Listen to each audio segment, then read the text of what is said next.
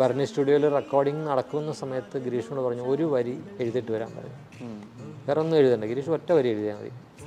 അങ്ങനെ ഗിരീഷ് പോയി അവിടുത്തെ ഗാർഡൻ, ഭരണി സ്റ്റുഡിയോയുടെ അപ്പുറത്തുള്ള ഗാർഡനിൽ പോയിട്ട് തിരിച്ചു വന്നപ്പോഴാണ് സംശയത്തോടെ ചോദിച്ചു, ശാന്തമീ രാത്രിയിൽ വാദ്യഘോഷാദികൾ കൊണ്ടുപോകാം എങ്ങനെ ഉണ്ട് എന്ന് ചോദിച്ചു. ഞാൻ പറഞ്ഞു അതിമനോഹരമായിരുന്നു. രഞ്ജിയും പറഞ്ഞു ഗംഭീരമായിരിക്കുന്നു, ബാക്കി എഴുതാൻ പറഞ്ഞു. പറഞ്ഞാൽ വിശ്വസിക്കില്ല, വിതിൻ 1 hour ഫുള്ള് പാട്ട് എഴുതിക്കൊണ്ടു. അത് ആ തുടക്കത്തിലുള്ളൊരു എനിക്ക് തോന്നുന്നൊരു എന്താ പറയുക, ഒരു അത്രേ ഉള്ളൂ. ബാക്കി അങ്ങോട്ട് പിന്നെ ഫ്ലോ ആയിരുന്നു. പിന്നെ അതിലെ ബാക്കി പാട്ടുകളൊക്കെ പെട്ടെന്ന് എഴുതിയത്.